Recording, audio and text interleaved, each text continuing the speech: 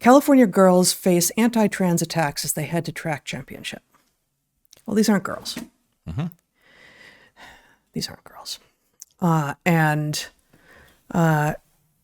Two high school girls, one from the Bay Area, have come under attack, much of it online and vicious, for qualifying for this weekend's California State Track and Field Championships. Enough already. Enough. Not girls. No. And that was actually a different San Francisco Chronicle piece than I was intending to share. It's this one. I can see it now. Okay, so go ahead and show this. Pro wrestler Giselle Shaw ready to come out as trans. I'm taking my power back. Okay? Just check out the first paragraph on this piece. So this is from June 24th, 2022. Coming out as transgender as an adult? Never easy. Coming out as a transgender woman when you're someone with a public profile? Harder still. Coming out as a transgender athlete in 2022 in the United States in today's political climate? That's a test of strength that might intimidate any trans person coming to terms with a decision to come out, even during Pride season. Wrong, wrong, wrong. Bullshit across the fucking board, right? Of course. Like, everything about this is reversed.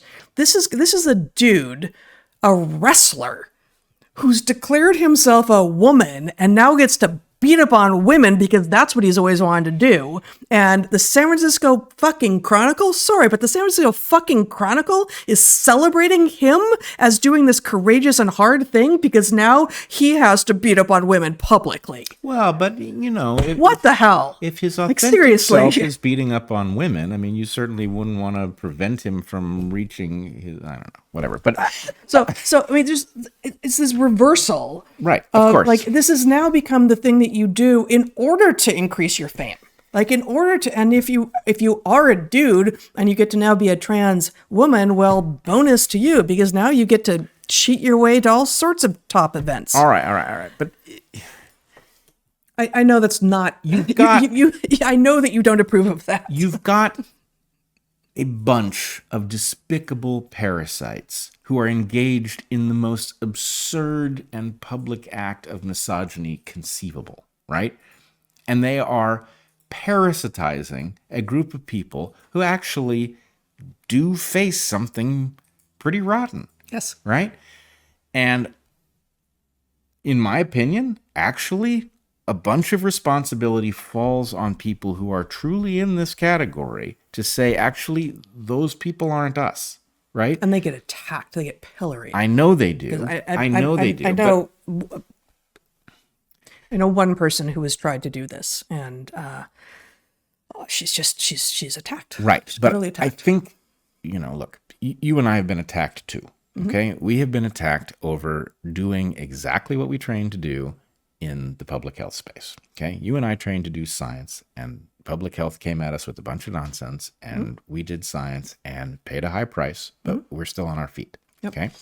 My point, and I made this point on Twitter more or less this week, when I basically said, hey, trans people, there are a bunch of people doing something in your name, and they are jeopardizing women, gay men, lesbians, and children. Right? Mm-hmm. And, I got a bunch of them responded, and they're like, yes, we understand this is a serious problem, right? So anyway, I think my point is those people who actually face this and are not part of this misogynistic insanity, they need to step up. It's not going to be fun, but they need to join those of us on Team Reality, right? Yep. And Team Reality is going to have to be a bit agnostic about what it is that causes the modern transsexual phenomenon, and maybe the distinction, maybe as Buck Angel has effectively led on this, he uses the term transsexual, right? I think he just doesn't use the word trans anymore because it has become this parasitized. Yeah, I don't, and I insist on the piece that was published in the anthology Iconoclasts. I argue, and this is important to me. There is no such thing as a human transsexual. We can't do that. Well, but here's the thing. It depends what transsexual means, right? If transsexual means somebody who is living as the sex that they weren't born in, then it's fine. And I think the problem is, in some sense, I wonder if the term... So I would insist on saying living as the sex they are not. Not living as the sex they were born to, because that is just a shade from living as the sex they were assigned at birth. No, You can't actually change your sex. If you say somebody was born into a sex and they are living as the other sex, the other I don't sex, believe. and so that's why I said living as the sex they are not living as the sex they were born in. Well, I think living as is pretty clear that this is not the physical reality of the situation. This is a choice, right? But nonetheless, I think a bunch of things have been snuck by us, right? The idea trans, right? Trans is, it's a clever shortening, but the point is one could take it to mean, oh, I have transitioned. I was X, now I am Y, right? That's not what happened, right? Frankly, it would be lovely if there were nobody using this category, nobody weaponizing it against reason. But in light of the fact that there are people weaponizing it, we can't afford to shorten it. We have to be perfectly clear about what this is and what it isn't, right? In order that no kids get hurt, for example, right? Yes. So anyway, I'm up for doing that. And I do, again, I'm putting the responsibility on people who actually find themselves trans and are not using this as a weapon, right? Those people, as frightening as it is, most of them didn't volunteer for anything public. Right.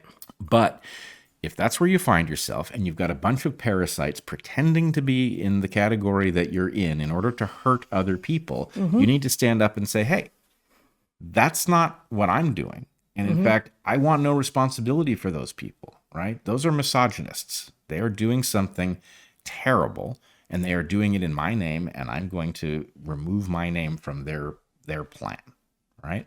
So anyway, I think that's where we should be. And then we can talk about the nuances. Is this really an ancient thing? Even if it's an ancient thing, is the new version of it a endocrine disruptor triggered version of something somewhat related or maybe even not related to the ancient thing?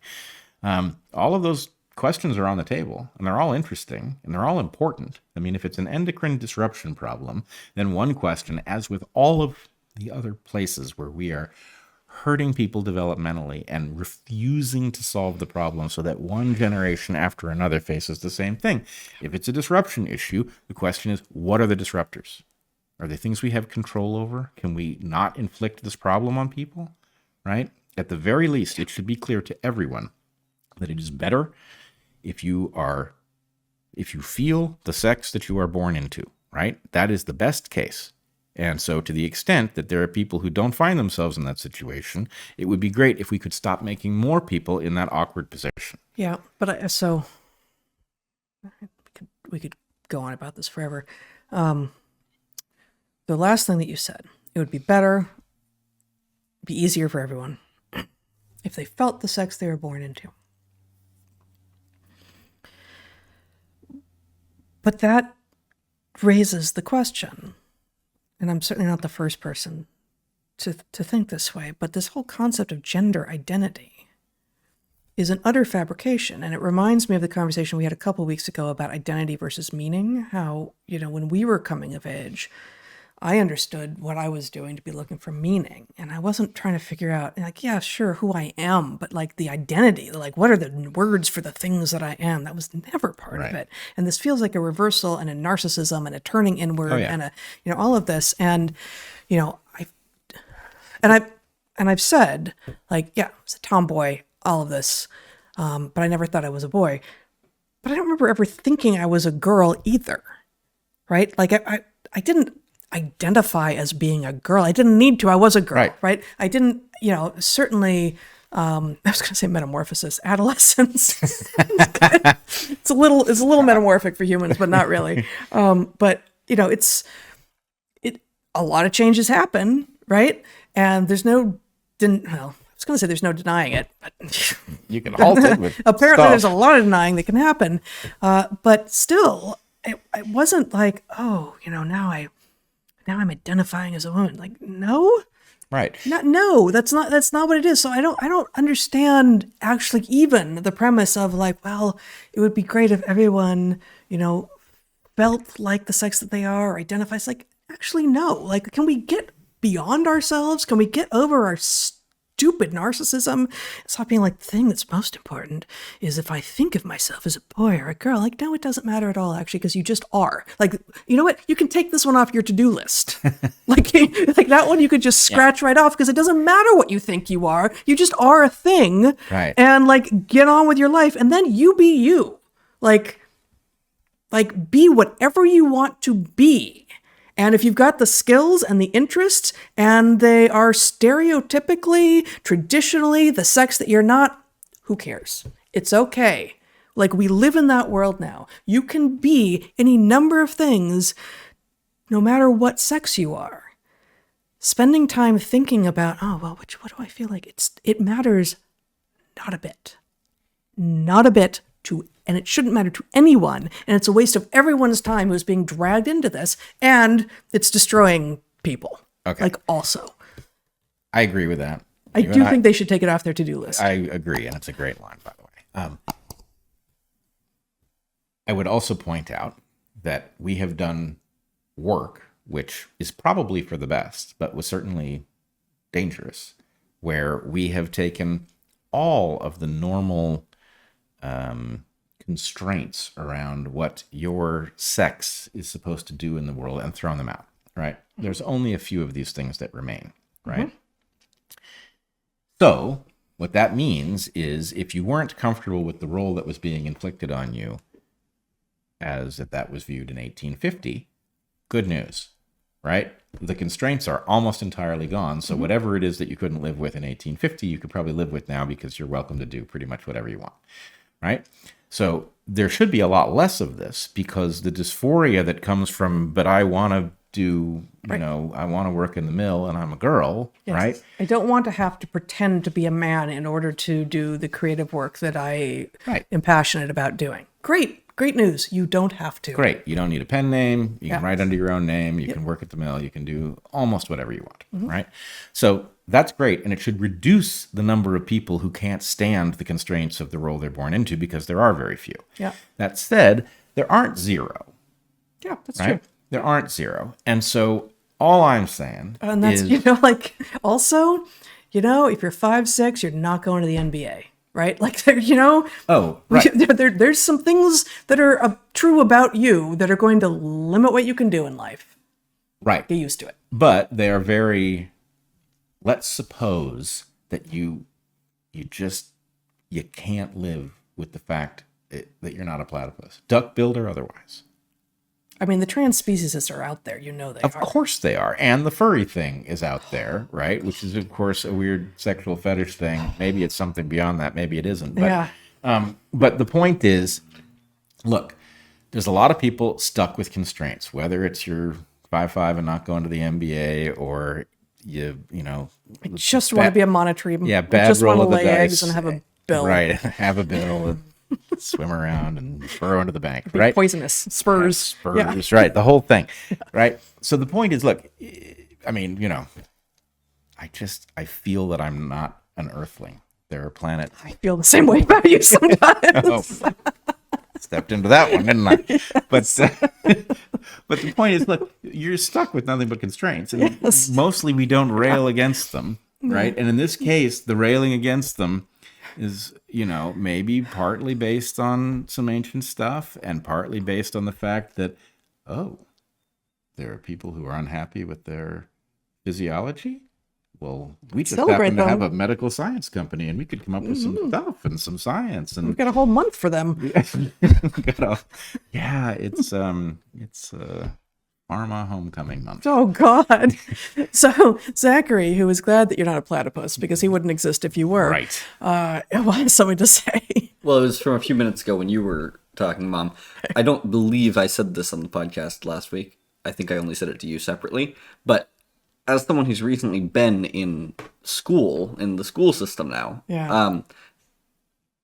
it is like, I didn't realize that this was not normal, or this didn't make sense, but everything in schooling now is about identity. Like, it's all, administrators and teachers are always talking about, like, these are the years that you're discovering who you are, and here's how we're going to help you do that. And none of it's about, like, learn skills, you're in school, learn skills and improve yourself as a person and build yourself into someone who you should be proud of, right? It's all like discover who you are, discover your identity. There's the identity must have been said like in every classroom every day, which I didn't realize wasn't normal. But And this was a super fancy school too. oh yeah, no, they should have known better. They didn't. But just going off of what you were saying about identity now and when you were growing up, this is everywhere, and I didn't realize that was abnormal. Certainly no one else did. So Yeah, you're swimming in the identity waters. I think Paul Simon nailed this one in, what would it be, 1973? Which song are we? What? Kodachrome.